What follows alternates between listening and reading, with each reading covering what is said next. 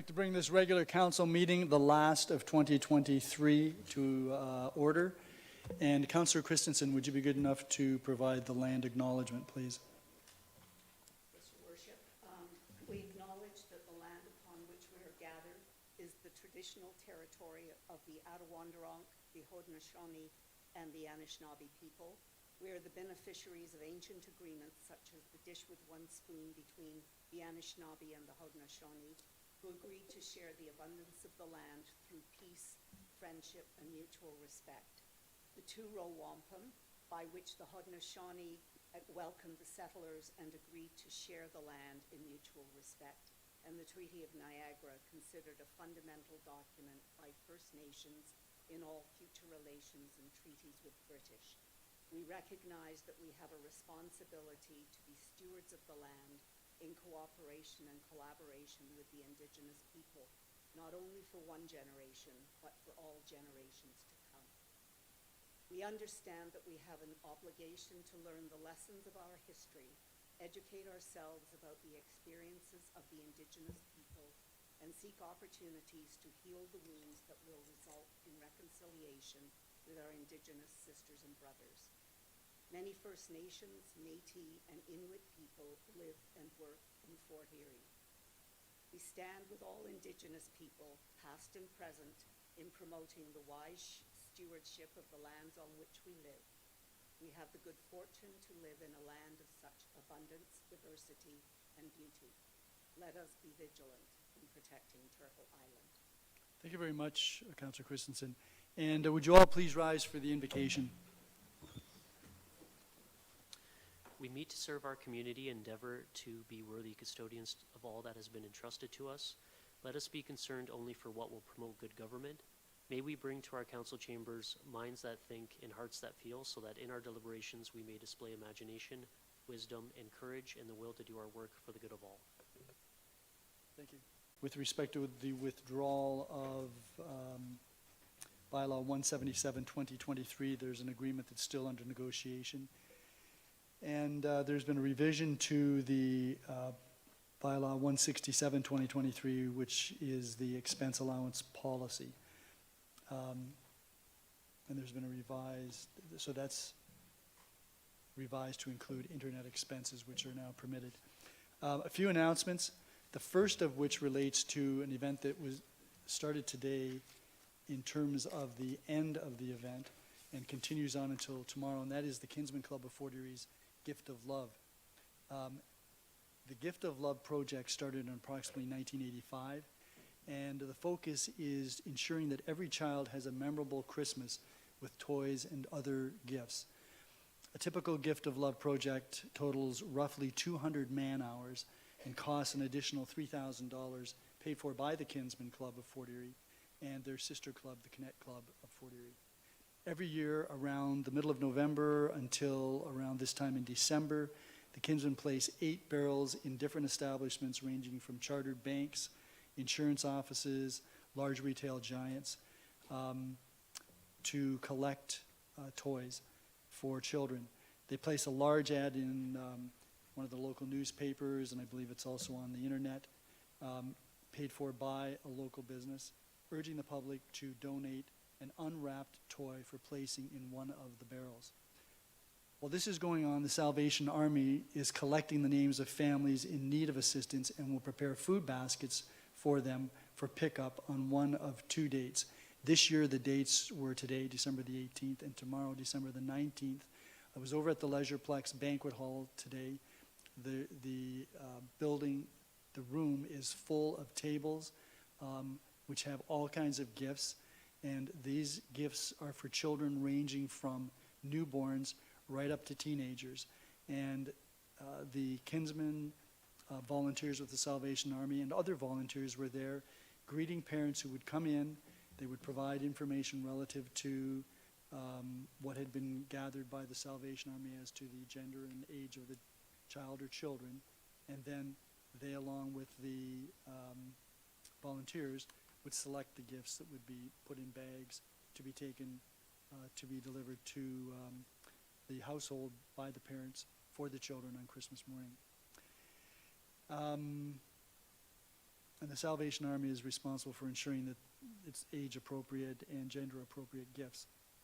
In addition to the barrels, the Canettes arrange toy drives at local schools, and they have mitten trees located in certain businesses throughout town.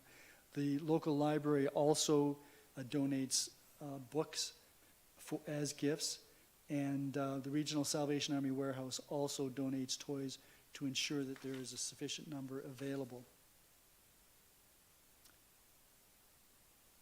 Last year, the Gift of Love project assisted 169 families, providing 422 children, ranging in age from newborn to age 17, with a minimum of 2 gifts from the Toy Mountain and several stocking stuffers, as well as mittens and books.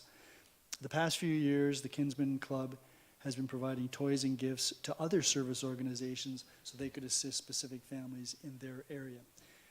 The Kinsmen express gratitude to everyone who helps them in any way to make the Christmas a joyful one for so many children.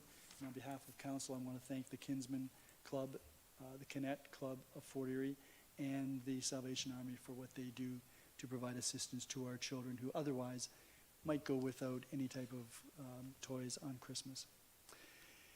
I'm pleased to state that this week on December the 21st, as every year, is the winter solstice. That is the day of the year which has the least amount of daylight. The good news is that on December the 22nd, those of us who have that syndrome that affects us as the daylight reduces, it's called SAD, and we are SAD, begins to lift. So on December the 22nd, we can all start to feel better about the increasing amount of daylight each day. On Saturday, December the 23rd, Surfing Santa will be at Mather Arch around 10:30. Between 10:30 and 11:30, he'll be coming. I understand he's going to be brought in by helicopter. He's going to be then getting into the water and will be surfing down the Niagara River. This year, again, Surfing Santa is trying to raise gifts for donations of gloves, mittens, scarves, underwear, socks for those in need. So if you can make it out, that's December the 23rd, around 10:30, Mather Arch. The next day, at the Fort Erie Legion, Heritage Arts will be conducting its annual Ringing of the Bells to commemorate the end of the War of 1812, the Treaty of Utrecht. That takes place at 4 o'clock, and as I said, it's been an annual tradition. The Niagara Health public meeting, which was scheduled earlier this month and was unfortunately canceled due to a medical emergency, is being rescheduled and will be held at the Leisureplex Banquet Hall on January the 11th, 2024 at 6:30 p.m. And then finally, I want to wish the entire community, I'm very sorry that we don't have video because I brought my tie, and I was hoping that the community would be able to see that I'm trying to get into the Christmas spirit. So anything that I say during the rest of this meeting ought not to be interpreted to mean that I'm not in the Christmas spirit. I want to wish, on behalf of council, everyone in the town of Fort Erie a very Merry Christmas and a happy, safe New Year. That's it for announcements. Declarations of pecuniary interest. Councillor Flagg. Thank you, Your Worship. 11.3.5, the Community Gaming Corporation minutes. My daughter's a treasurer for one of the associations, Garrison Road School Parents Association, that was up for allocation. Thank you. Any other declarations? Councillor Christensen, when we get to the consent agenda, that item then will be dealt with separately. Okay. We have a couple of announcements with respect to upcoming meetings. We have a Council and Budget Committee meeting, the third of that genre, on Wednesday, January the 31st. We'll be dealing with the Fort Erie Public Library assessment analysis and the general levy operating budget. That starts at 6 p.m. We have budget bylaws scheduled for February the 26th, 2024 in terms of the general levy and general capital budget. We have a public meeting with respect to proposed increase in building permit fees scheduled for Monday, January the 5th, 2024 at 6 p.m. here in the council chambers. And the information report relative to that public meeting will be available on our website by 5 p.m. on Wednesday, January the 10th, 2024. I understand that the regional councillor is not available this evening, That will take us then to presentations and delegations. And I see that the delegation this evening is Wayne Gates, Member of Provincial Parliament for Fort Erie, Niagara Falls, and Niagara-on-the-Lake. Please come forward, sir. Sorry that the cameras aren't here.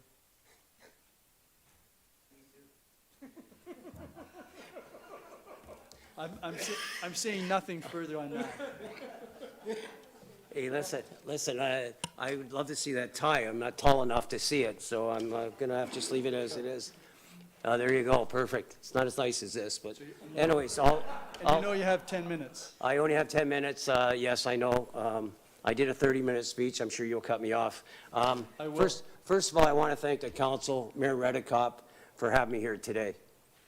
I want to thank the people at the Niagara Health Coalition and the 40 Healthcare SOS for the work they have done organizing on the issue that I'm going to present today on the Douglas Memorial Urgent Care, including gathering 4,000 signatures from residents demanding we restore 24/7 services to Douglas Memorial.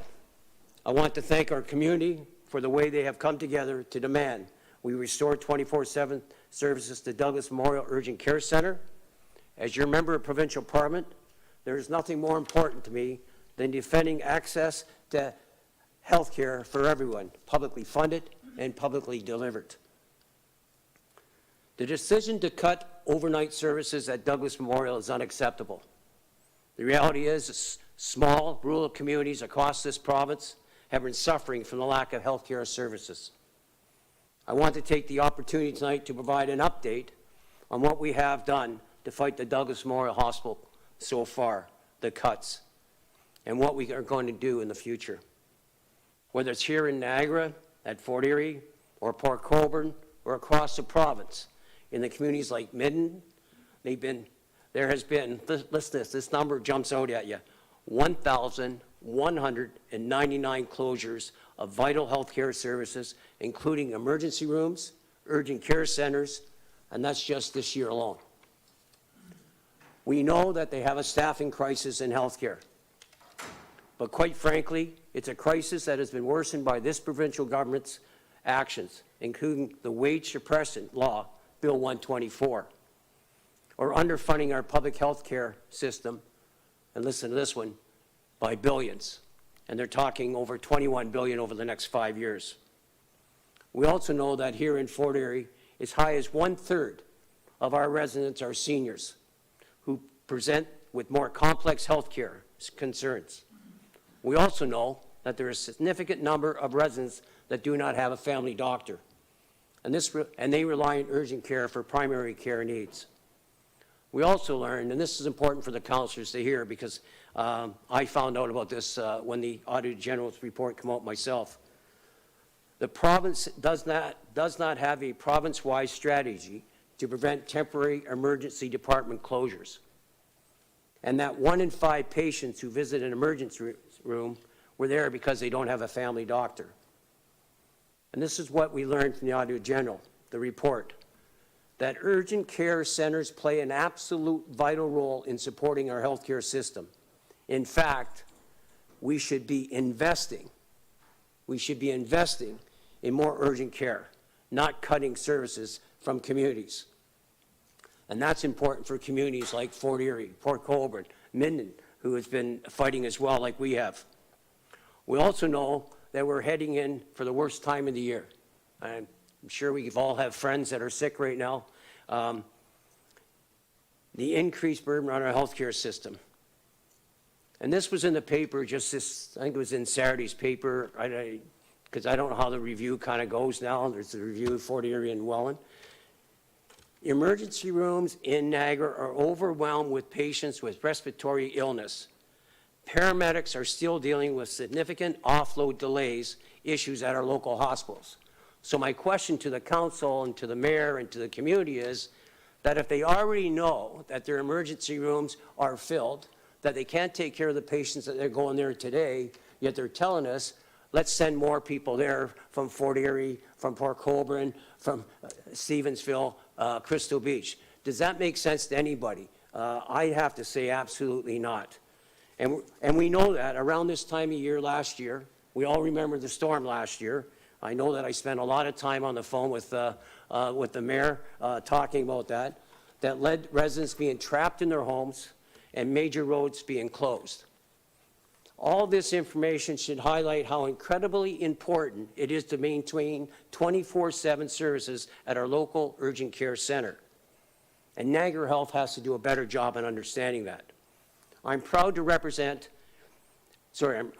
I recently presented over 4,000 signed petitions for residents here in Fort Erie to return the cuts to the overnight services at Douglas Memorial.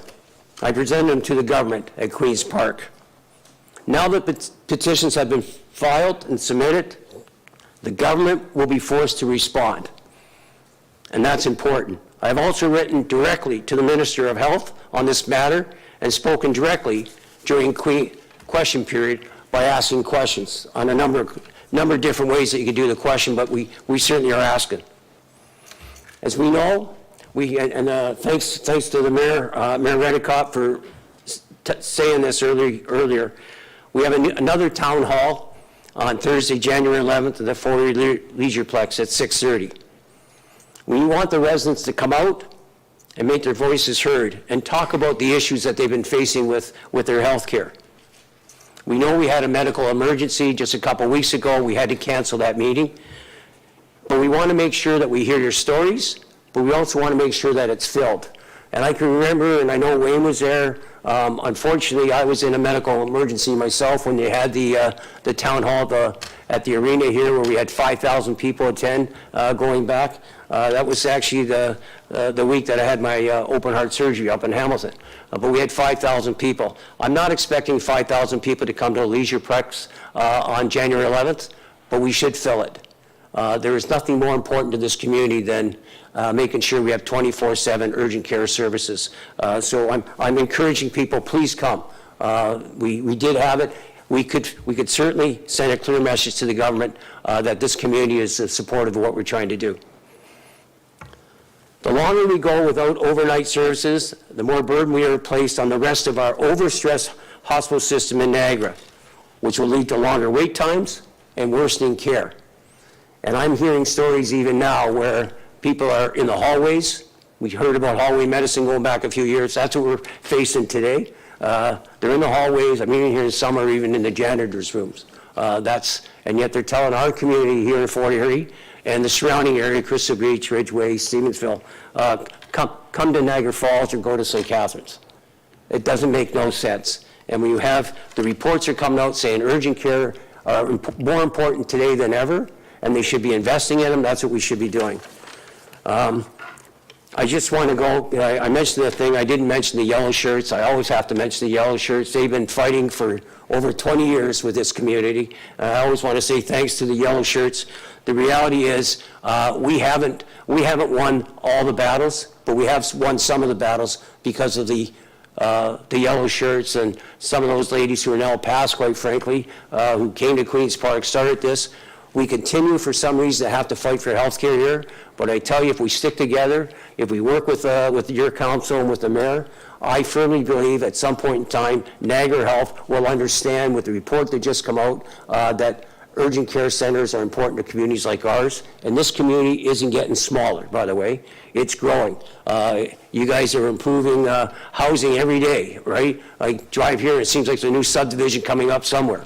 We need proper health care for our residents, all our residents, particularly our seniors. So I just want to close by saying thanks very much once again for allowing me to be there. I will be there on January 11th. I believe the mayor has also committed that he's going to come. Hopefully the rest of the council will come. It's the number one issue, I believe, as we head into Christmas for this community. And as I close, I'll just say I want to wish not only the council and the Lord Mayor, but the entire community, Merry Christmas, Happy New Year, and please, if you can, our food banks are in dire needs for food. If you can't afford it, you're in the position to donate any way you can, whether it's monetary or with food, please do that. So thank you very much for having me, and if you do have any questions, I'll take them and answer them the best I can. Thank you very much, MPP Gates. Just bang on 10 minutes. Very good. I had a buzzer in my pocket. Is that what that was, or was that too? Okay. Do any members of council have any questions? Councillor Noyes. Thank you, Mayor Redekop, and through you to MPP Mr. Gates. Thank you for your presentation. I agree with you 100%. I am one of the original yellow shirters. Don't have my yellow shirt anymore, though. Don't know where I put it. But anyway, one of the things that I'm concerned about, and I do not have a solution to it, I agree with you about the urgent care center 110%. But what about the staffing issue? That is what we were told, not just this time, but a year or so ago when it was happening, when they decreased the urgent care before. We were told it was a staffing issue. They only have so many, professionals that can provide the care, and they have to make best use of the staffing issues. Any solution or any suggestion in regards to, I can kind of see their argument. I don't agree with it, because I think but any solution for the staffing issue? Well, I'm glad you can see my argument, and I can tell you exactly why I think there's a staffing issue. I think it was absolutely was the direction that the Ford government wanted to do. They brought in a bill which is called Bill 124, which attacked our nurses and our healthcare workers. They capped their wages at 1%, and at a time when inflation, as we all know, is running between 6 and 6.5%, 7%. So the first thing we can do is repeal Bill 124. Send a clear message to our healthcare workers that they're valued, that they're respected. They are absolutely exhausted today. They've gone through COVID. We're now going through more COVID. And then the second thing is get rid of our agency nurses that are being taken away from the public system. Agency nurses today, the company themselves are charging between $150 and $300 per hour for a nurse.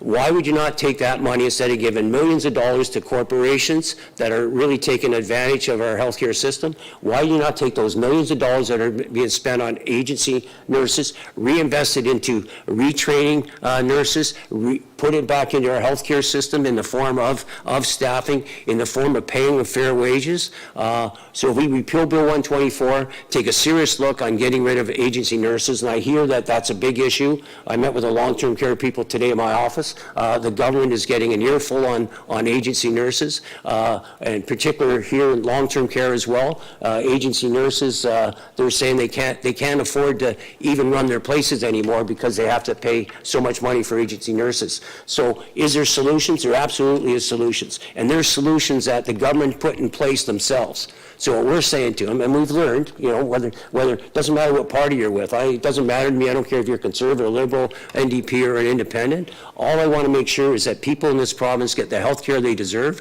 when they need it, where they need it. And we've gotten away from that. And what we've done as a government is we're saying, let's take those dollars, valuable health care dollars, and let's put it into the private system, take it away from a public system, drown out, starve really the nurses, and go to agency nurses, pay them 2 and 3 times more than you're paying a nurse that's at our hospital today. There's 2 solutions that can be done by the government. It doesn't matter, you can say I'm trying to talk bad about the government. I am a bit, but at the end of the day, I'm saying, you ask me what the solutions are, there's 2 solutions they could do. They could call the legislature back tomorrow and pass them. And we know that this government has a real habit of changing their mind. So all that means is we got to continue to put the pressure on through councils right across the province of Ontario to say to this government, we have solutions, let's do them. Because the most important thing, when you go to the emergency and that individual's having a heart attack or he needs medical assistance right away, we need to provide that care.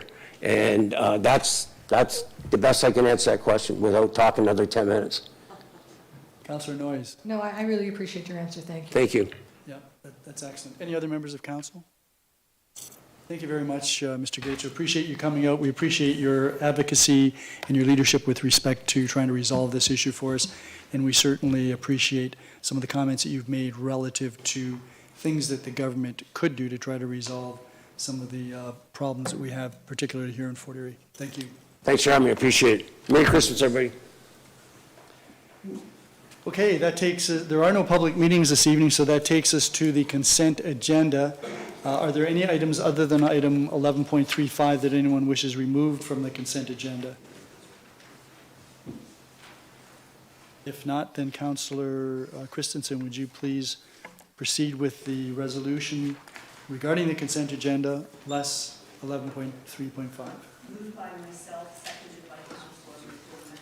The council approves the consent agenda with the exception of item 11.3.5 as recommended. Any questions or comments? Mr. Clerk, I mentioned to you briefly that the last council meeting when I made reference to Connie Byrne, who had completed a triathlon, her name is actually spelled B-Y-R-N-E as opposed to B-U-R-N. So if you could make that change, I'd appreciate it. And Councillor Dubanow. Yeah, thank you, Your Worship. Just a quick comment and an observation just with the Environmental Advisory Committee minutes from October 18th. I noticed at the end they had a discussion about tree bylaw amendments, and I was actually really pleased to see some of the comments there. I know from our discussions in the Planning and Development Services Subcommittee meeting, I know that there are some work being done on the tree diameter side of things, so I think we're going to be taking their input into account on that. I was really happy to see, though, they mentioned about regulation of trees along the Lake Erie shore, as well as developing a comprehensive canopy plan for the town. And I've actually had some discussions in the past with Tim Seaburn, a member of the committee, about some of those things and how personally important they are to me, and I think the entire community as well. So even if these aren't part of the tree bylaw, if we scope it out differently, I hope that these are discussions we continue to have because they're very important, particularly the tree canopy along Lake Erie and the residential parcels there. I just saw that come up when I was reading the minutes and my eyes lit up because I was very happy to see this being brought forward, and I hope we continue to talk about it as the year goes on. Thank you, Your Worship. Thank you. The comments from the Environmental Advisory Committee were included in the report, and the question then is how much of that will be taken into account. Ms. Dilwaria, you'll, I'm sure, be speaking to the environmental planner who's dealing with this issue, and just reiterate comments from the Environmental Advisory Committee. Yes, Your Worship, we would. Thank you. Any other questions or comments with respect to the items in the consent agenda? If none, I'll call the question. All those in favor?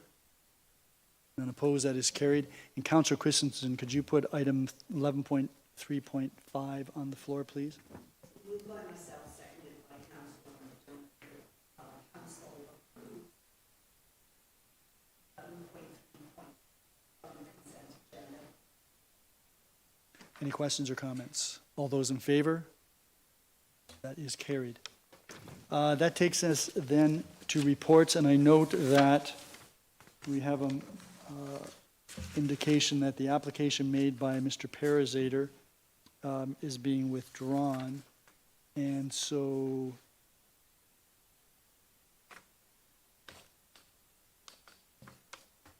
Mr. Clerk, do we need to do anything with this? Your Worship, no further action needs to be taken on that item. Okay, so it's being removed. Okay. Then that takes us to PDS 82 2023. And before we go there, I understand that Garrett Borma wishes to make a presentation regarding that report relative to short-term rentals. Good evening. Good evening, Your Worship, and members of Council. Prior to your consideration of item 12.2 being report PDS 82 2023, I wanted to provide a brief presentation outlining staff's work to date on short-term rentals since the public meeting back in September. And since Cole's not here,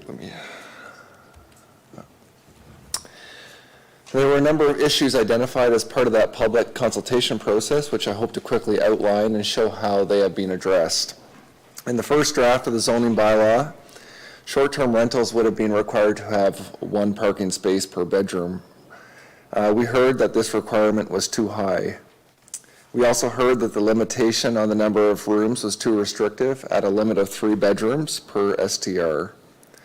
This limitation is identical to what is in the town's current short-term rental licensing bylaw. We also heard that there was a desire for a streamlined approval process to permit short-term rentals beyond what the proposed amendments would allow for.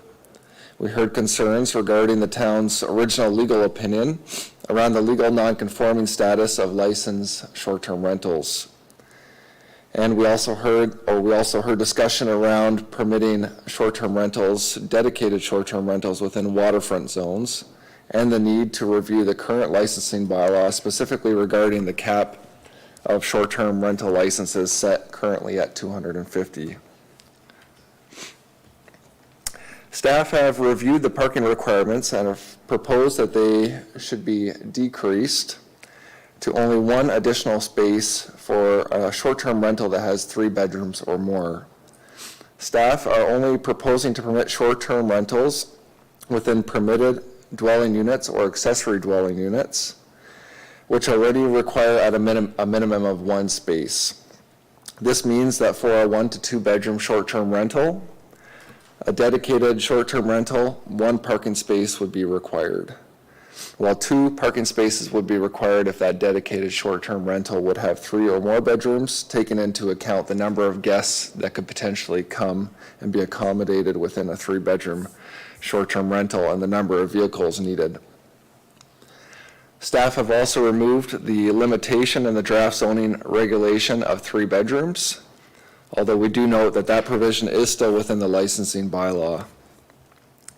Staff have also spent considerable time reviewing an additional type of STR, being a legacy short-term rental, based on the public meeting comments. Legacy short-term rentals are similar, or would be similar to a dedicated short-term rental, with the exception that they would be rented out for only a limited time per year, understanding that generational aspect and that a family would be using it for a significant portion of the year and then rent it out in the off weeks to help with costs. While this option would address some of the historical cottage rentals the town has, it would create a licensing and enforcement challenge. And we've had many discussions with other municipalities who have implemented such a program, and those municipalities are facing very extensive licensing and enforcement challenges. Therefore, staff are not recommending that that be included in these draft amendments. Staff have also looked into a streamlined approval process for short-term rentals, which was a recommendation within the land use study that was completed by the town's consultant, WSP. Town staff note that there are options in place for changes to the zoning bylaw already with the town, including major zoning amendments and minor zoning amendments. Minor zoning amendments being slightly more streamlined and having a lower fee than major zoning amendments. Staff believe that landowners could make use of these existing zoning amendment processes to allow for consideration of new short-term rentals while still allowing council to have the ultimate approval of those short-term rentals. Staff have also obtained a second legal opinion regarding the legal non-conforming status of licensed short-term rentals within the town. The second legal opinion obtained from Mr. Shedden agrees with the original opinion obtained from Ms. Shurton. Currently licensed short-term rentals would be considered legal non-conforming under these 2 legal opinions and would be permitted to obtain license renewals in the future. Town staff have reviewed dedicated short-term rentals within waterfront zones and are not recommending that they be included in this bylaw. They have not been studied by the town's consultant. Town planning staff are recommending that owner-occupied short-term rentals be within the waterfront residential zone. So just that a little bit of clarification there, that we are presenting that owner-occupied, which the owner would be present on for the duration of the rental, that those would be permitted within the waterfront residential zone. Just another note on that, we did not propose that they would be within the waterfront rural residential zone. So Fort Erie has 2 main waterfront zones: waterfront residential, which is the areas within the urban limits, so those are serviced properties, and waterfront rural residential, which are unserviced properties outside of the urban limits. Currently, only the waterfront residential zone allows for accessory dwelling units. So for an owner-occupied short-term rental, we need to have 2 units, one for the owner, one for the renter. So at this time, since the rural residential zone doesn't allow for that second unit, we would not be able to have owner-occupied permitted in those zones. Finally, there was a lot of discussion on the need to review the license cap and other elements of the town's licensing bylaw. Town staff agree that options on the licensing cap need to be presented to council. However, we believe that this should come after the passage of an official plan and zoning bylaw amendment so that staff and council will know what the total implications are of whatever council decides on these draft zoning and official plan amendments. So just in summary, staff are presenting a draft bylaw that permits owner-occupied short-term rentals within all zones that permit a dwelling unit and an accessory dwelling unit. This would include that waterfront residential zone, but not include that waterfront rural residential zone. The draft amendments also permit dedicated short-term rentals within the Crystal Beach R2B zone and commercial zones only. If the draft amendments are approved as presented, dedicated short-term rentals would not be permitted in waterfront zones. The draft zoning also puts in place a number of regulations, including a limit of 1 short-term rental per property, only permitting short-term rentals within permitted dwelling units, accessory dwelling units or secondary units, requiring 1 additional parking space for 3 bedrooms or more, and maintaining the requirement for short-term rentals to obtain a license from the town. If approved, the final amendments and the zoning bylaw would be prepared and presented to council in January 2024. If the bylaws and amendments are passed without appeal, Economic Development and Tourism staff would then prepare a report to council regarding changes to the licensing bylaw, including options on the license cap and what implications would be associated with that. So that concludes what I had to say this evening, but I just wanted to let you also know that Mr. Greg Bender from WSP is in virtual attendance this evening, and I'm also here, and the director is also here if there's any further questions. Thank you. Thank you very much, Mr. Boerema. Just occurred to me, is this the last meeting that you'll be attending, last council meeting? Correct. Well, I want to wish you all the best in the new year, and very sorry to see you going back to the future, basically. It's the past. Past, yes, the future is the past. Are there any members of council that have questions of Mr. Boerema with respect to his presentation? So I have a question with respect to the accessory dwelling unit. So we know that in certain zonings, people can have an accessory dwelling within their home, or they could have an additional dwelling constructed on their property. What does this bylaw contemplate in terms of accessory dwelling?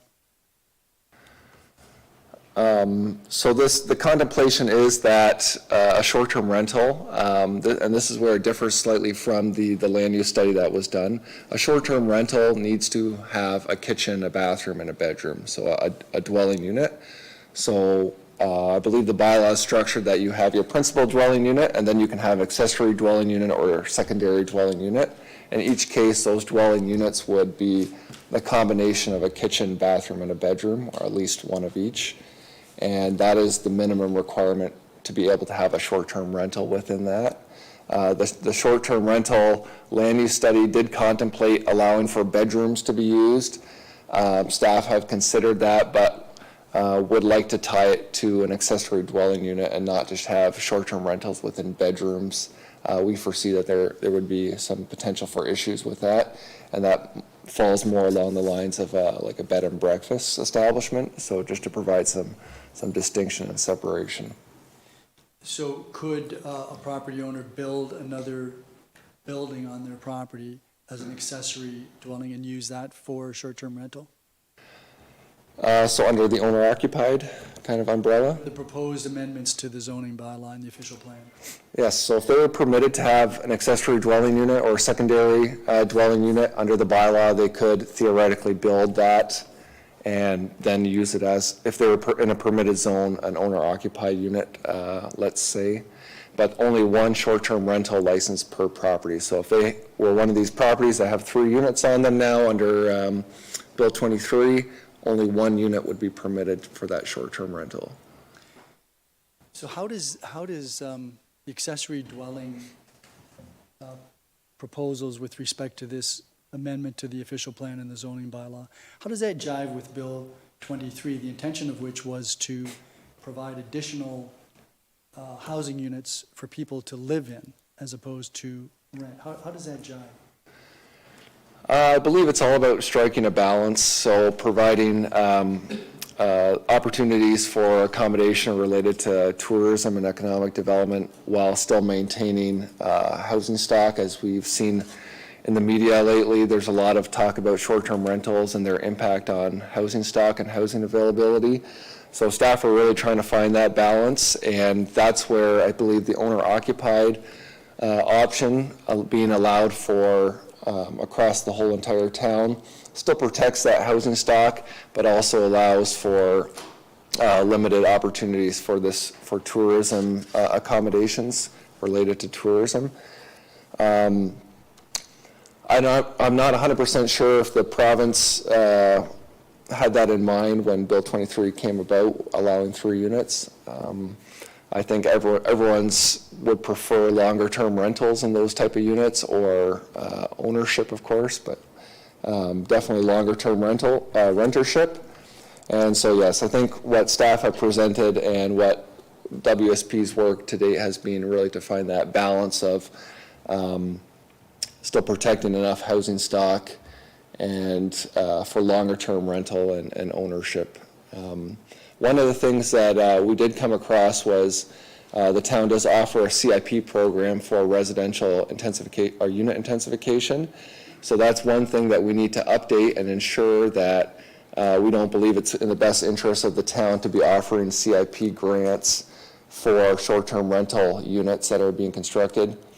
So we have to find ways to ensure that those units that the town is giving grants to for the CIP grants are limited to longer-term rentals.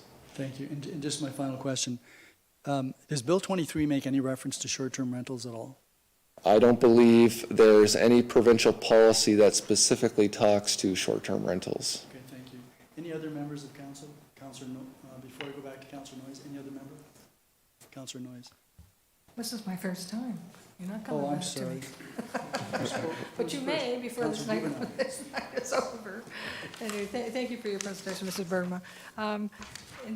Along the same lines as Mayor Redekop, and I do believe in owner-occupied. I don't have a problem with that. So if someone has a house and they want to do their basement or, make it into an apartment or the upper floor or whatever, they're allowed to do that. That would be considered owner-occupied? If they are permitted under the zoning bylaw in their particular zone to have an accessory dwelling unit and they follow all the building code requirements to construct that, then they would be, if this was approved, permitted to have the owner occupied, subject to licensing. Of course, this is all subject to further discussion on the licensing bylaw and available licenses, or what council would wish to do if there's any distinction between license availability for owner-occupied versus dedicated. Okay, thank you. And I don't really know the answer to this, and it may never happen, but if I owned a duplex or a triplex, and I owned all 3 units, would that be considered, and I lived in one, would that be considered the other 2 or 3 units, would they be considered owner-occupied or not? Or would there have to be an owner in each one, like in each duplex or each triplex? And they're all on the same property, they're not subdivided All the same property, anyway. but they're separate.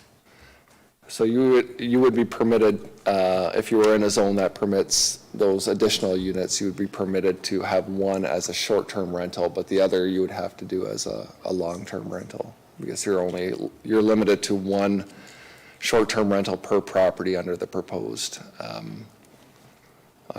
zoning bylaw. Okay, but The situation I'm thinking about is that somebody owns, like it's three separate addresses. It's like, you know, duplex 1, duplex 2, duplex 3, they each have their own address, et cetera, et cetera. If I lived in one of those, I wouldn't really necessarily have owner occupied in the other two, like they're totally separate. Like they're connected, like, I mean, they have a firewall that connects them, but they have separate addresses. Yes, so through the mayor, if they're on the same property, it would still fall under that owner-occupied umbrella, because the whole concept is that the owner is present at the time of rental to help enforce compatibility and ensuring that things are, more compatible. I think the key is on the same property, because a lot of these duplexes are owned individually. So if it was, each was kind of like a separate address and technically, a 30-foot lot, 30-foot lot, 30-foot lot, one person couldn't say, okay, all three of them are owner occupied, right? I think that's what you're telling me. Okay, thank you. Any other members of council? Thank you very much, Mr. Borman. Councillor McDermott, you have the resolution to put this on the floor. Thank you, Worship. Moved by myself, seconded by Councillor Christensen. The council approves the amendment to the town's official bylaw, or official plan and zoning bylaw 129.90 as amended, as detailed in report PDFs 822023. And further, that council directs staff to submit the necessary bylaws, and further, that council directs staff to submit a report on proposed changes to the business license bylaw 21705, Schedule 13 as amended, short-term rentals. Thank you. Questions or comments? Councillor Lewis.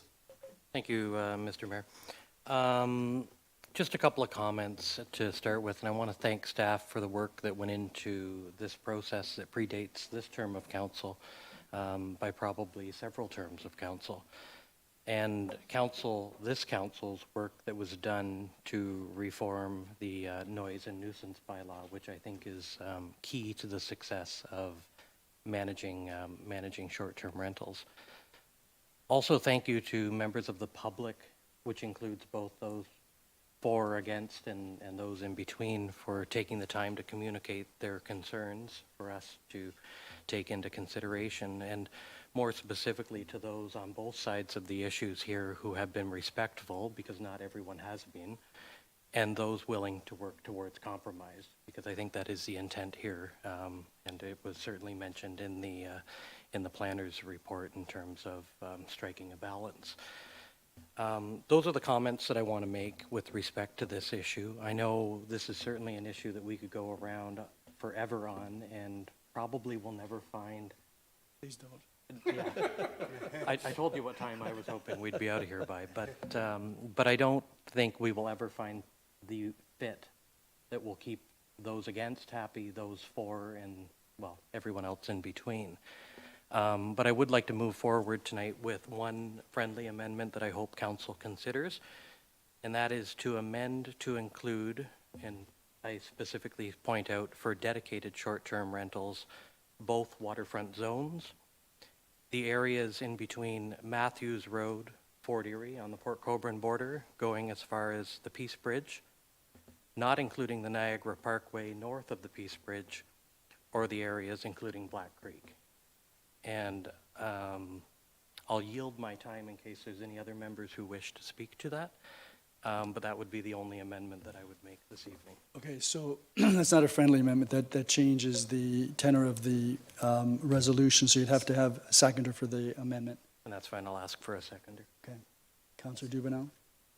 Okay, so that's on the floor, and we're going to deal with that now. Any discussion about the amendment? Councillor Dubanow? Yeah, thank you, Your Worship. So the biggest challenge that I have had through this entire process is trying to find the balance between the need to have a comprehensive zoning plan that allows us to kind of control and deal with some of the nuisance aspects that we're facing, and also to almost protect the heritage, if you will, of waterfront cottage rentals that we've had in this community for generations. My hope by, discussing with staff and having some input with residents, I was the individual, at least here on council, who was really trying to push this legacy aspect, try to find a way to capture who has been doing it for a long time, how are they doing it, because the last thing that I wanted to see was families run into situations where, all of a sudden now they can't rent them out, there's no ability to do it, they have to jump through legal hoops to do that, and all the while the clock is ticking and the mortgage bills, property tax bills come due, and they have no way to capture that revenue. When I look at where those areas are predominantly, it's Crystal Beach, which for the most part we're capturing under the R2B provision, and then it is the South Coast waterfront, if you will, the Lake Erie shore, the beachfront. Not all waterfront. I think most individuals will agree that the Niagara Parkway, going north of the Peace Bridge up in through Bridgeburg all the way up to Black Creek and Niagara Falls is a completely different situation.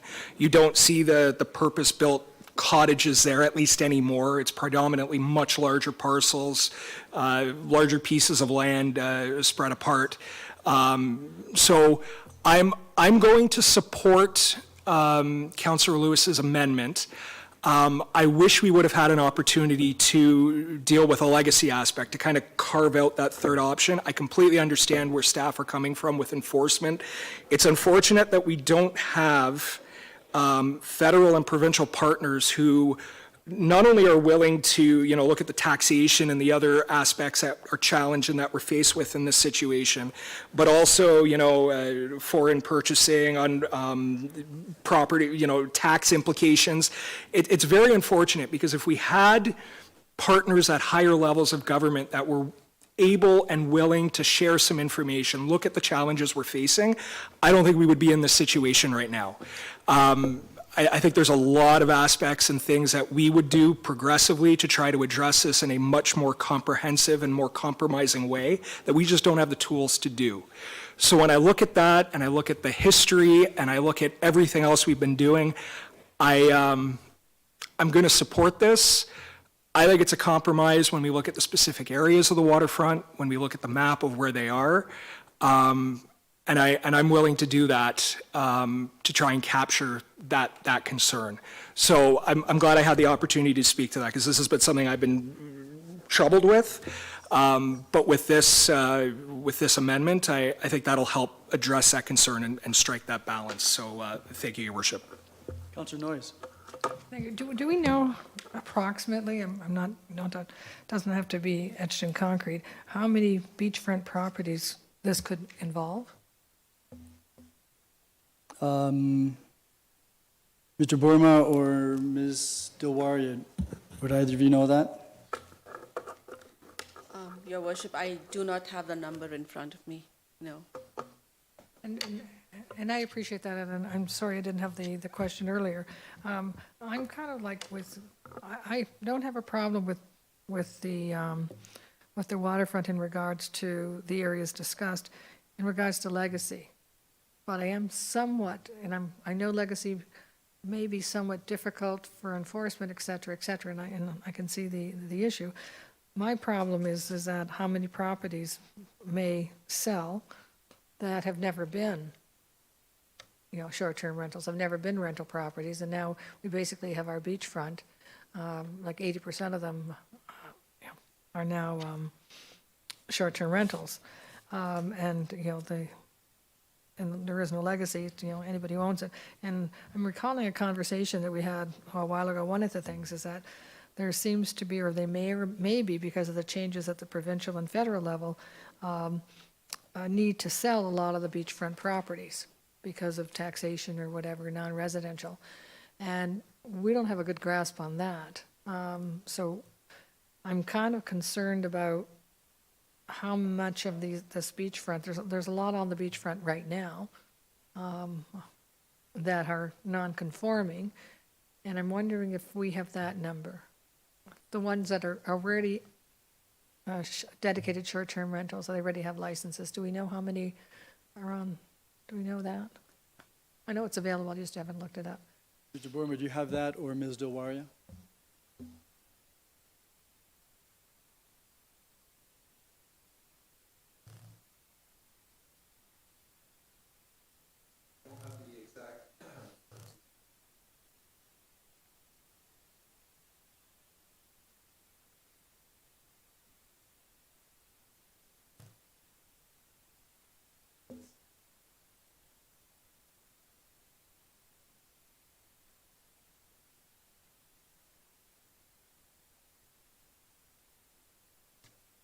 Okay, Councillor Noyes? Okay, and thank you for that, and I'm sorry I don't, I'm asking these questions without giving you guys the background information, but if there's 56, and I'm assuming these 56 are beach, not the boulevard, I'm making that assumption for the sake of making an assumption, and that there's 13 on the waiting list, so then you're looking at a possible 69 beachfront properties that currently want to have dedicated, either have it or want to have dedicated short-term rentals. And again, I don't know the number. Is that 50% of all the properties along the beachfront? Because I know some of them are quite large. Is it 10%? Is it 70%? Anyway, I don't think we have the answer tonight. But anyway, that's one of my concerns in regard to the percentage of beachfront property that will change to short-term rental as opposed to homes. And again, the sense of community. Thank you. Anyone else? Well, Councillor McDermott, you moved this, but I'm going to ask you to take the chair because I want to speak to this amendment. So I did have the courtesy of Councillor Lewis letting me know in advance that he was going to move this. So I started thinking about this, and the first question that I asked myself was, why? The second question I asked myself was, who benefits? And the third question I asked was, what would be the implications, Councillor Noyes alluded to them, of waterfront properties that maybe the owners will be compelled to sell because of tax implications, and who will buy those? The answer is the most likely people to buy them would be investors. So I grew up interestingly enough, I grew up by the old fort. So I'm very familiar with the waterfront between the Peace Bridge and Helena Street.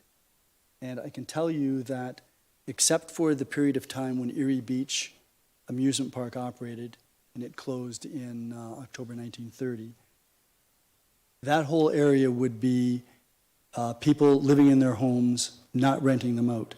So to include that in this somewhat imposes upon an area the potential for rentals that historically have not been rented out. They've been occupied continuously by the owners. So Councillor Dubanow, I understand your anxiety about legacy properties. This would not be an area. From Helena to Craft, there were some cottages, but that is becoming, like McDonald Drive, more and more owners living in the residence permanently, as opposed to rentals. And we've heard from some of the people, particularly on McDonald Drive, about their feelings on this. Stanlin Park is another area which historically people have lived in the homes. They haven't been seasonal residences. I think Colony Road is now a mix. Certainly Lake Crest at the bottom of Burley Road, just to the east of Burley Road, over to Yacht Harbor Road at Prospect. That again is an area where people have traditionally occupied, and now, because of the new homes that are in that area, they're occupied by permanent residents continuously. So those are 5 or 6 areas that fit within this amendment that would now provide potential for houses to become short-term rentals. I don't think that is the intention. Certainly, I think the intention was to try to cover these areas where there were seasonal residences that families had rented out for various periods of time. The point is that the waterfront is not a homogeneous collection of houses of seasonal residences. And so passing this amendment changes the dynamic in that entire area, which is about 16 kilometers long. I won't support that because I think it's far too broad. Perhaps an area within the Crystal Beach area, something within the urban boundary, the Crescent Park area, Cam Road, mostly seasonal residences, Edgemere, seasonal residences, typically. There are some other areas, Windmill Point Lane as an example. I think in the area where Councillor Lewis lives, I think there's a mix. So I believe that and I'd like to ask the CAO, is this something that requires further study based on comments in the report?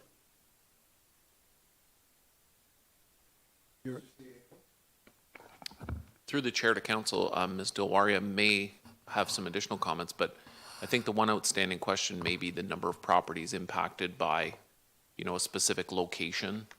How many properties would then be permitted under that, as opposed to maybe the number of properties that currently would have legal non-conforming on those sites? And that may be something that we could pull together, not in very short order, but it's some information that we could follow up on. But I don't know if there's any other information specifically the mayor was alluding to that we may be able to provide some insight to. Mr. Warrior? Mr. Chair, if council wants to go to that direction of allowing waterfront residential, and like Mr. Borma had mentioned, we had not included that as part of our study. So we are not comfortable taking a position whether the waterfront residential or the motion that Councillor Lewis had made.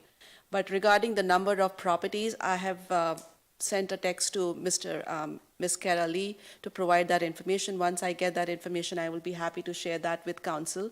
But only thing that I know for sure is the application that are on wait list, out of those applications, 15 are on waterfront residential. But I do not know the number of properties which are licensed and which are on waterfront as of now. So I'm wondering whether in dealing with this amendment, we need more information, we need more data. Chair, I'm going to move that we defer the amendment so that we can obtain additional information from the staff relative to the information that Councillor Noyes has requested and some of the information that Ms. Dilwaria has just referenced. And that would be to just the amendment. Not suggesting the report be deferred. The amendment to the council meeting in January, which is January the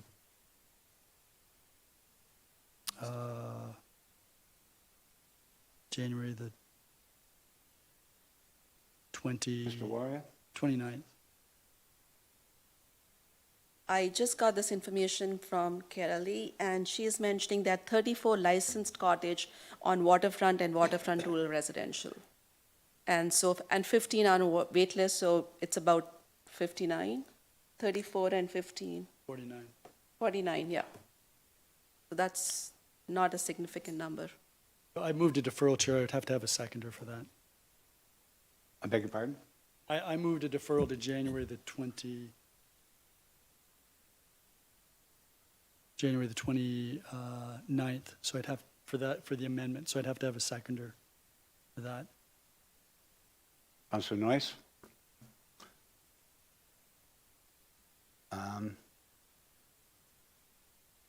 Any further comments? Well, there are none now. I've moved the amendment, so we have to vote on it. That's fine, Your Worship. I'll give you back the chair then. No, we have to vote on the amendment. Okay. The motion to defer. We'll vote on it. All in favor? Against?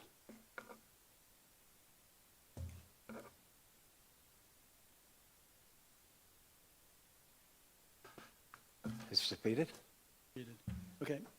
Those are my comments with respect to this, Chair. Thank you.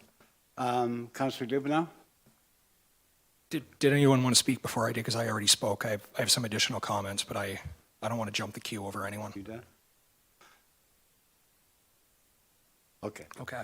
So just with, back to the amendment, I appreciate where the mayor is coming from, that this is a very challenging situation trying to strike that balance. The only thing I would say, to be fair, we've got year-round full-time residents who live in Bay Beach and Crystal Beach, who are now going to be, as of right, it's going to be permitted in that area because we see that that's predominantly where they are. I don't view the waterfront any differently. I know we have individual pockets, just like we do in Crystal Beach. I view it of a similar way. It's not perfect. We're doing the best we can to try and strike that compromise. I do have one question, though, because I'm very frustrated by something I just heard. We just spent however long with a consultant looking into this issue. And I'm going to try and stay calm right now because I'm very upset. Why the heck did we spend 6 figures worth of money if the waterfront wasn't studied? Here, here. Why did this municipality, why did those taxpayers pay that money and we didn't study the area of this municipality where we have short-term rentals? That is ridiculous. I am flabbergasted to hear that. I don't have an issue with our staff. Thank you, Mr. Chair. I am very upset to hear that. You can hear the passion in my voice. I don't have an issue with our staff. I think our staff have done a wonderful job. Why the heck did we pay a consultant for this work if the waterfront wasn't studied when this has been an issue all along? I can't support deferring this again and again and again when we paid that consultant this money. I am floored to hear that. And I am exceptionally frustrated. We were supposed to receive information to make a good decision for our municipality, and now I'm wondering why the heck did we pay the consultant for the work? I need to go cool off for a minute, Mr. Chair. Councillor Noyes and then Councillor Lewis. Okay, I'd take a bit of a different stance on it, in that I can remember this council and the WSP consultants discussing waterfront on an ongoing basis. I mean, that was one of the big issues. That, I know for me, it was a big issue, and I know I brought it up several times, and it was discussed several times, and we had rooms full, for and against. So it's not like the waterfront was not something that wasn't thought about. I think I agree with Councillor Dubanow, they kind of washed over it, I guess, is a good word. They didn't take any stance on it one way or the other. They pretty much kind of left it out of the recommendations, but it was discussed and it was looked at. It just wasn't in regards to making a decision or making a recommendation. So having said that, I'm going to go back to the amendment itself, and I'm just wondering, hearing what the mayor had said there, is I'm not that familiar with all the beachfront. And I'm just wondering if Councillor Lewis would consider perhaps changing the boundaries from the Peace Bridge to something further down. I think I have, so it's a hard act to follow is all I got to say, but anyway. So I don't know if Councillor Lewis heard what I had said in regards to perhaps narrowing the beachfront from Matthews Road to perhaps something a little bit further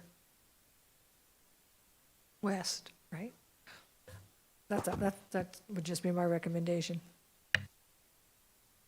Councillor Lewis?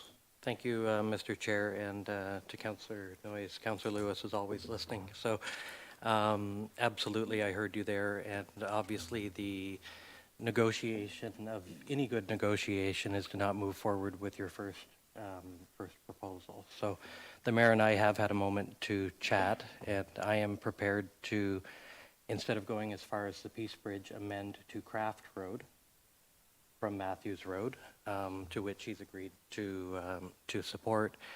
There were some comments that were made with respect to why, and I just want to comment that I think anyone who is here from the previous terms of council can explain to themselves why we're where we are. And I am by no means looking to make a career out of this policy issue, and there is an appeal process for those who do not agree. So I am prepared, if my seconder is in alignment, to go from Matthews Road for the dedicated short-term rentals for both waterfront zones from Matthews Road to Craft Road, which would also include, not include the Niagara Parkway or Black Creek. I would be willing, I was the seconder, right? Okay. I would be willing to agree to that. I'm just wondering, that would not include Edgemere Road. Is that correct? No, that wouldn't. Edgemere Lane, right to Craft. Because I was thinking Helena. No, I can live with Craft. Yeah, I'm okay with that as a friendly amendment. Councillor Noyes? How does, and again, I just need some clarification, how does the rural designation affect any of this? Because I thought when we were hearing the presentation that rural wasn't involved, like short-term, dedicated short-term rentals weren't going to be allowed in rural areas. Councillor Lewis, did you? Hear that wrong? Sorry, can you repeat the question? Because I was listening, but I didn't follow. Dedicated short-term rentals were not anticipated in rural areas in general. Is that what I heard? I'm not sure the question. Go ahead. Go ahead, Mr. Borsman. Oh, thank you. So I think our distinction was for owner occupied, where we were not presenting to have within the waterfront rural residential zone, because that zone in particular doesn't permit accessory dwelling units. So we wouldn't be able to have those 2 units that we would need for owner occupied short-term rentals. I think that answers, I just remember hearing rural not being included, but that's only for owner occupied. Thank you. Anybody else? Can I call the question on that amendment then?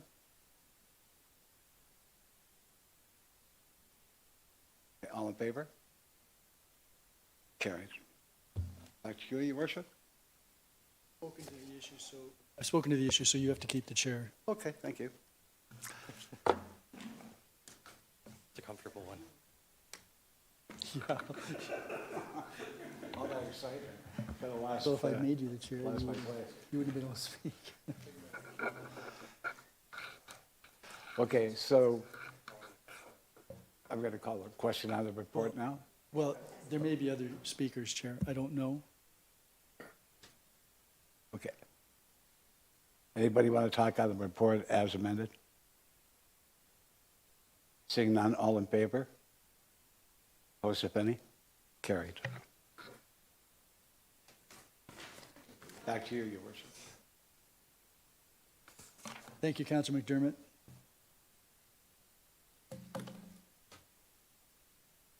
So that takes us to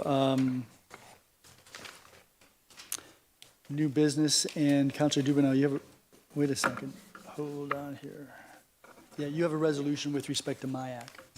I do, Your Worship, and I'm actually very pleased to speak of the Youth Advisory Committee, moved by myself and seconded by Councillor Flagg, whereas Section 4.1E of Council Rules of Procedure provides that where a member of council is absent from meetings for more than 3 successive months without the consent of council by resolution, the member's seat becomes vacant and is filled as set out in the prevailing legislation, and whereas Section 5.3 of the Mayor's Youth Advisory Committee Terms of Reference provides that the committee shall follow the council's rules of procedure bylaw as amended or replaced with modifications as necessary, and whereas the Mayor's Youth Advisory Committee reviewed the attendance of its members at its November 27th meeting and motioned to vacate the seat of 3 members following efforts to contact the absent members, now therefore be it resolved that council declares 3 vacancies for the Mayor's Youth Advisory Committee due to more than 3 successive months of absenteeism without consent of the committee as noted in the November 27th, 2023 minutes. Are there any questions or comments? Yes, Councillor Dubanow. Yes, Your Worship. I think we've had a very successful Youth Advisory Committee. I understand I got kids, things happen, move around. I'm very much looking forward to 3 new individuals who are looking forward to put their name forward for the committee. Yeah, so are we. They're a very engaged group, and if you look at the minutes, you can see that they're really dealing with some issues, and I'm asking them to take a look at a lot of the policies that we're bringing forward that will affect them. I'll call the question. All those in favor of the resolution? None opposed, that is carried. Now, Mr. Clerk, we've got a closed session item, but I don't believe that members of council received any information about what we would be talking about in closed session. So is this something that should be deferred to the next council in committee meeting? Sorry, through your worship, which item was that for? Was that for one of the This is the appointments? closed session item So there- regarding appointments, but we didn't receive any information relative to what we're talking about. I apologize. In the closed agenda, there are attachments for the members or the citizens that provided the applications. Well, I don't have that.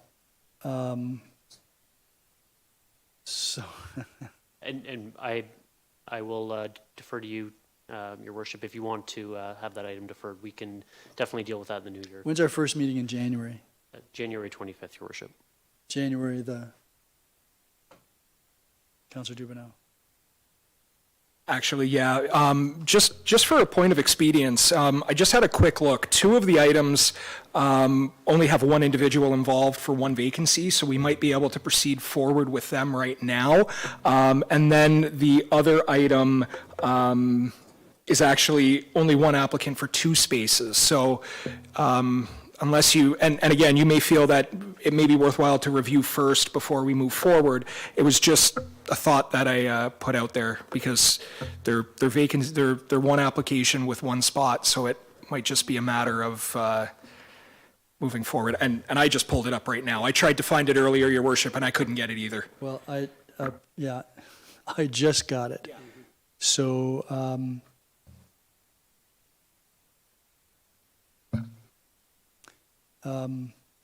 CAO, did you want to chime in?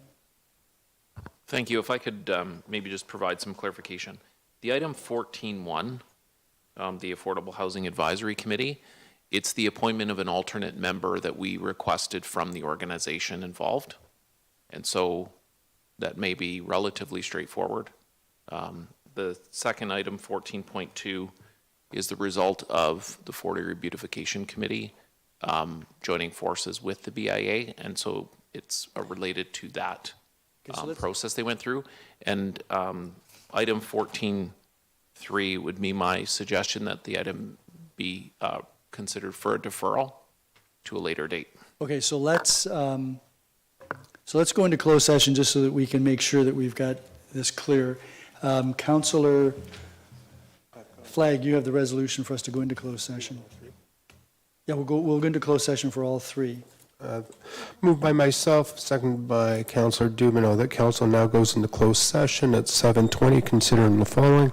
14.1, Affordable Housing Advisory Committee pursuant to Section 239(2)B of the Municipal Act 2001, personal matters about an identifiable individual, including municipal or local board employees. 14.2, Crystal Beach Business Improvement Area Board of Management pursuant to 239(2)B of the Municipal Act 2001, personal matters about an identifiable individual, including municipal or local board employees. 14.3, Fort Erie Public Library Board pursuant to Section 239(2)B of the Municipal Act 2001, personnel matters about an identifiable individual, including municipal or local board employees. All those in favor? That is carried, so we'll go into closed session.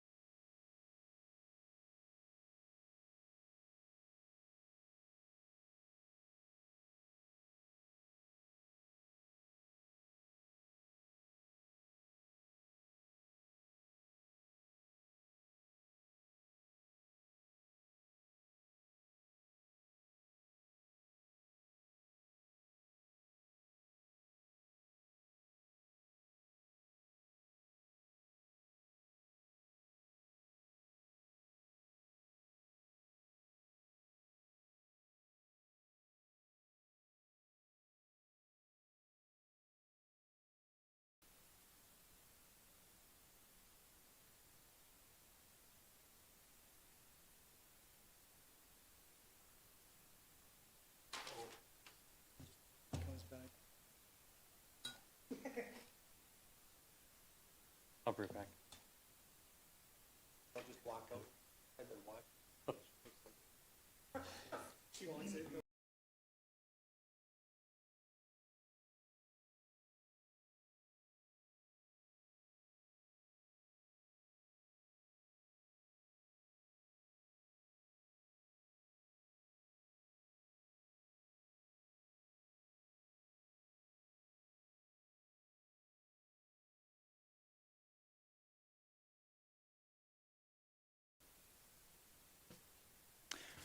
All right, we're back in the council chamber, and Councillor Lewis, you have the resolution for us to rise and reconvene from closed session. Thank you, Mayor Redekop. Moved by myself and seconded by Councillor McDermott. The council rises and reconvenes from closed session at 7:44 p.m. with report 14.1. Council appoints Alexandra Morrison to the Affordable Housing Committee. And further, 14.2, council appoints Irene Bradvica to the Crystal Beach Business Improvement Area Board of Management, and further, that we defer 14.3 appointee to the Fort Erie Public Library Board until the January 29th council meeting. January 25th, I believe it is. It is the 29th. So that's twice tonight you've tried to steer me wrong.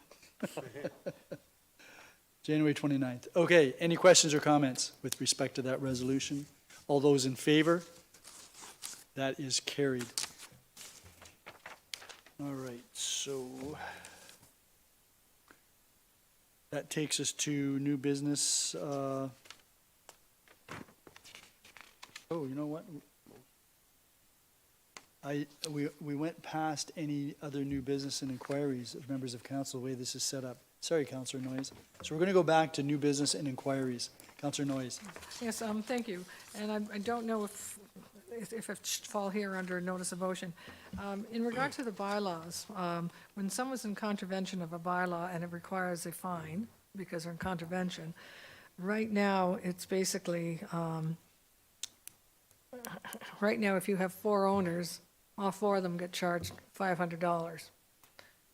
So I don't know whether we require a new bylaw or a notice of motion, but that the fines related to the bylaws be divided amongst the property owners. Yeah, there should be one fine payable by any or all of them, but not, any one of them, but not all of them. But, Yeah. so do we need to look at do we have to have notice of motion to change the bylaw, or is it like a housekeeping amendment or a Ms. housekeeping? Dewari, is that something that we've been working on in order to tidy up, do you know? This is a reference to the fines with respect to violation of short-term rental Well, bylaw? it could be a noise bylaw, Any bylaw? any bylaw. Okay, so then maybe that's something that the CAO should be asked about. It is something that should be cleared up.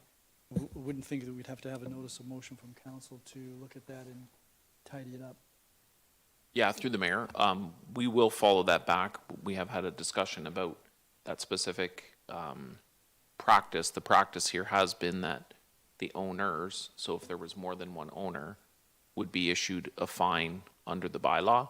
So we can follow that back and get clarification on how those fines could be issued within the court without compromising sort of our position on the ticketing, but to ensure that the enforcement can be done as one fine as opposed to a fine issued to all the listed owners.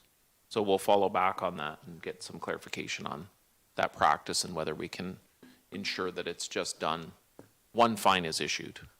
So we're going to treat that as an inquiry by a member of council, and then we'll be looking for a formal response to that inquiry, Mr. CAO. Anything further, Councillor Noyes? No, nothing further, thank. Any other items of new business or inquiries? If not, then we'll go back to the agenda order. Back to the future. And that takes us then to, so motions. I had 2 motions. There's been some movement on both of these items, both at the provincial and federal level. Before I would bring forward a motion, what I would prefer to do is just make sure that the dust is settled and then make sure that I've got accurate information. Are there any notices of motion this evening? Councillor Dubanow. Yes, Your Worship. I'd like to give notice of motion. I don't have the text on the motion yet, but it would be to enable staff to properly recognize the front, side, and rear yards of property based on the real layout of the property rather than the lot lines.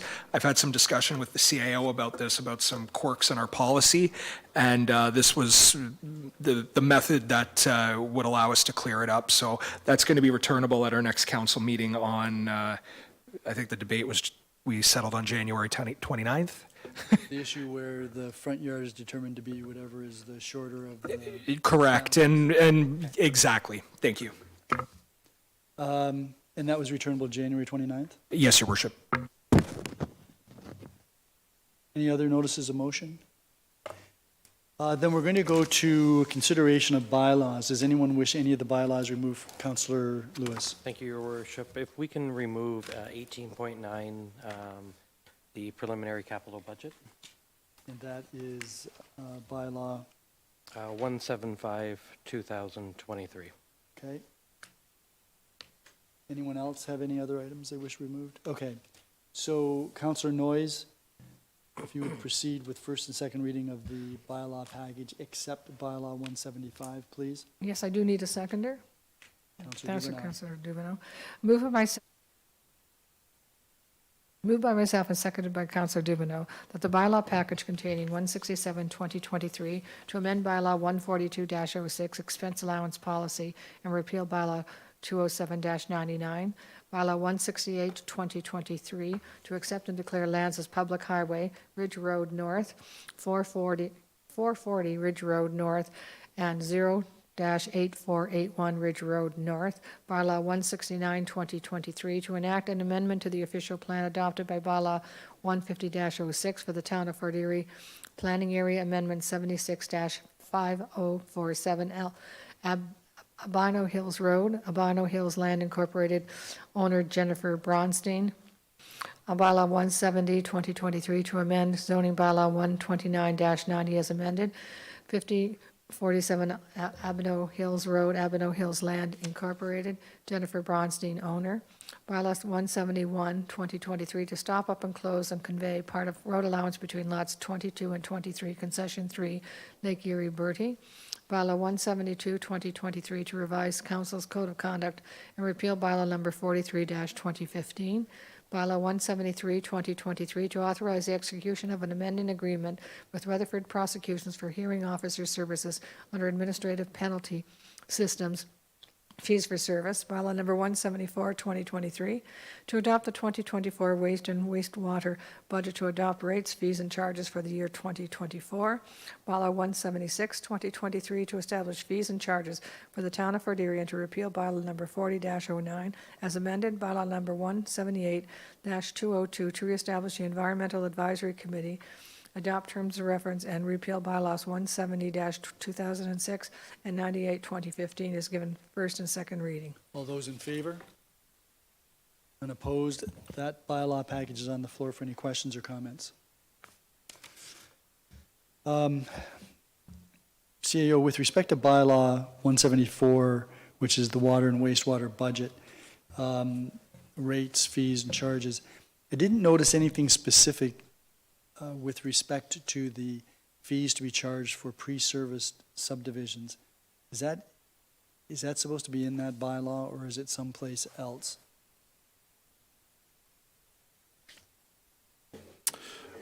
Mayor, I believe that is contained in our consolidated fee schedule. I would think it would have also been in our water bylaw as well, but I'll have to get back to you on that. It is one of the items noted online with our consolidated schedule, which is part of the fees bylaw, though. Right, I wonder if you could clarify that, because before I sign this bylaw, if it passes, I'd want to make sure that that is included. That's something that we had discussed during the water and wastewater budget deliberations and had approved that. Any other questions? If not, then Councillor Christensen, you have the bylaw package as amended for third and final reading.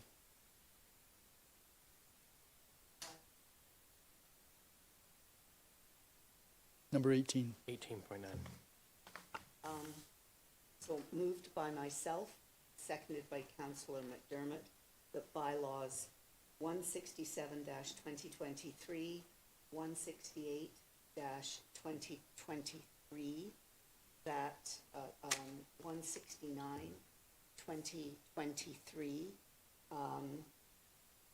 170-2023, 171-2023, 172-2023, 173-2023, 174-2023, 176-2023, 177-2023, 178-2023 is given third and final reading to be signed by the mayor and clerk under the corporate seal. Are there any questions or comments? All those in favor? Oh, sorry, Councillor Noyes. I think she said 177, 2023. There is no 177, 2023. There's no mine. Yeah, 177 is in that, yeah, that should be stricken, you're right. It's in the, it was deleted. Oh, Oh. Renumbered it? Your worship, yes. It renumbered on mine. Right, okay, so what was What was 78 178? became 77 on mine. Right, so they're correct, okay. So when, Point for that one. yes, so you know what? When we did the first and second reading, there was a reference to 178, should have been 177. So we're gonna have to do the vote again on that. So I'm not gonna ask you to repeat all of the bylaws, Councillor Noyes, but the very last one, to reestablish the Environmental Advisory Committee, was referred to in the resolution as bylaw 178. It now appears as bylaw 177 in the revised agenda. So I'm going to ask everyone to re-vote on the first and second reading of the bylaw package as amended. All those in favor? Okay, that is carried. So, Councillor Noyes, do you have anything further? Now we've got the correct numbering. There is a 177. Any further questions or comments? All those in favor of the amended bylaw package, third and final reading? That is carried. So back to you, Councillor Noyes, for bylaw 175 for 2023. Okay, moved by myself and seconded by Councillor Dubanow that bylaw number 175-2023 to adopt the preliminary capital budget for the town of Erie for the year 2024. All those in favor? That bylaw is on the floor for any questions or comments. Councillor Lewis, did you want to speak to it? Thank you, Mayor Redekop. Yeah, with respect to the capital budget, and I know when we were first deliberating this, there was some concerns raised about the Fort Erie Tennis Club. And after speaking with a couple of colleagues here this evening prior to the meeting, there's been some conversation about some concern arising from that meeting where a number of the things that are going on in that area, the work at the Ball Diamond, the work at Sugar Bowl, the work at the tennis club, the need for the Parks and Open Space Master Plan to have some regard and direction in terms of where we go. And I would like to defer the Fort Erie Tennis Club until the Parks and Open Space Master Plan has been completed. And I understand from staff that that is a priority of staff for the new year.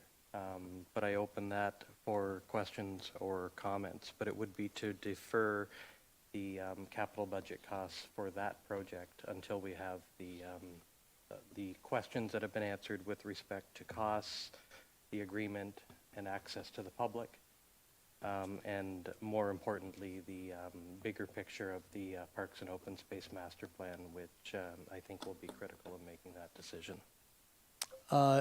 Is there a seconder for that? Councillor Noyes and Councillor Noyes has seconded it.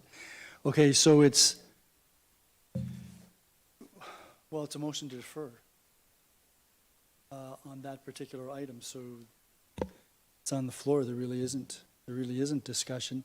The only question would be the timing. You've said until the Parks and Open Space Master Plan is completed? My understanding, and staff could certainly jump in, though, that was a priority item for the new year. Well, Ms. Delwaria, that's in your department. Any idea when the Parks and Open Space Master Plan would be completed? Yes, Your Worship, we are working on it. We are working with the consultant to get the project started again. The scope of the project, we are trying to change a little bit to because with the new assessed requirements of the demography and the changing needs of the community, we are trying to reassess the scope of the project, but we are hoping to get this project completed by summer of this year, summer of 2024. Was that what came out of the last Parks or Planning and Development Services meeting? I thought it was sometime later in 2024.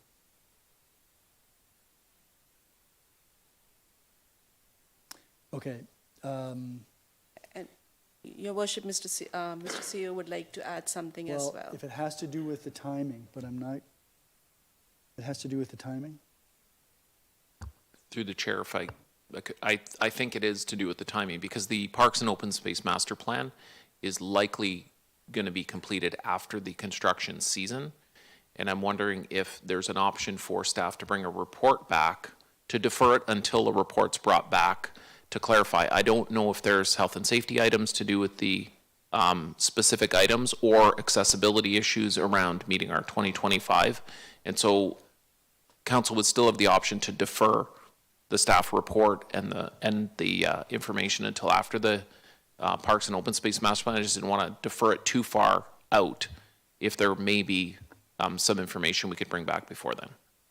Councillor Lewis, that does make sense. No, and I think that's sage advice from our CAO, and certainly staff understand the importance and wanting to get this right, and I'm perfectly happy with that. So let's see if we can get a date on that. Any idea when that type of report might be available, Mr. CAO?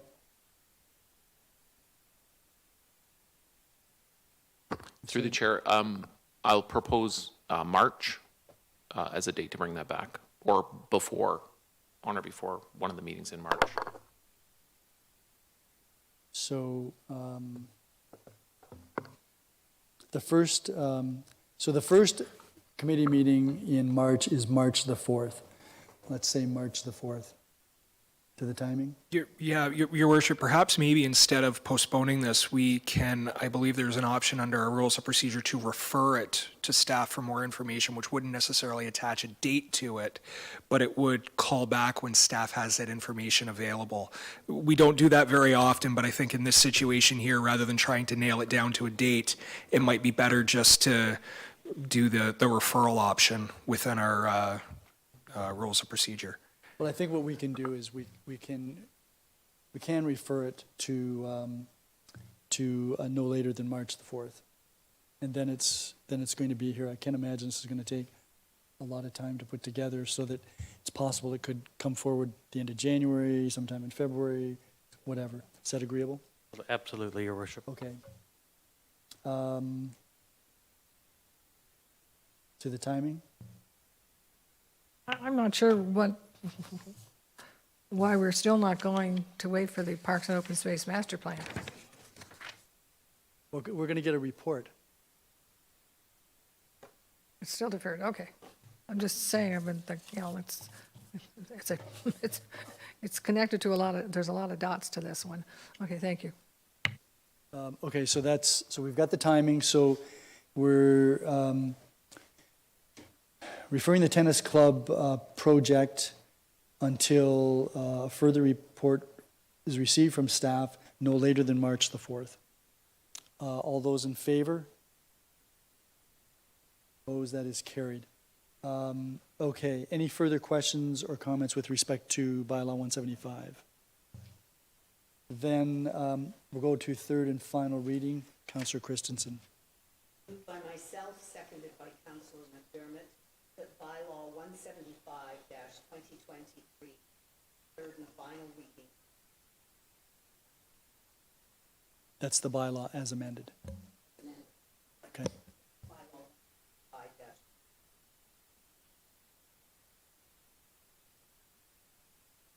Got to start all over again for the recording. Moved by myself and seconded by Councillor McDermott that bylaw 175-2023 as amended, is given third and final reading to be signed by the mayor and clerk under the corporate seal. Any questions or comments? All those in favor? None opposed, that is carried. Next resolution, Councillor Flagg. Thank you, Your Worship. Moved by myself, seconded by Councillor Dubanow, that bylaw 178-2023 to confirm the actions of council at its council and budget committee meeting held on December the 6th, 2023, council and committee meeting held on December 11th, 2023, and its council meeting held on December 18th, 2023 is given first and second reading. All those in favor? None opposed, that is carried. Councillor McDermott, third and final reading, please.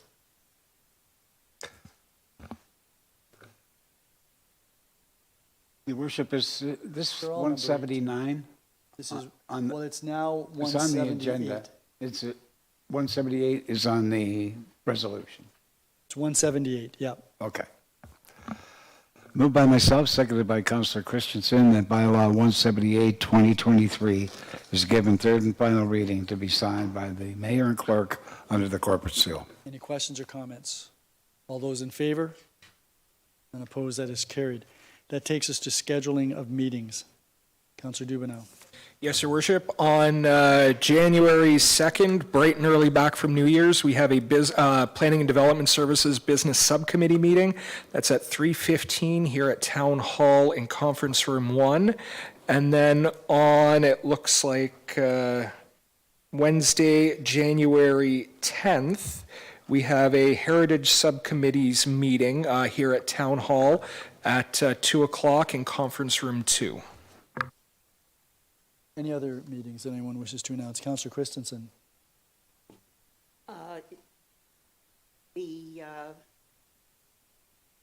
The Fort Erie Public Library Board is meeting tomorrow, December 19th, at 4:30 p.m. at Centennial Library.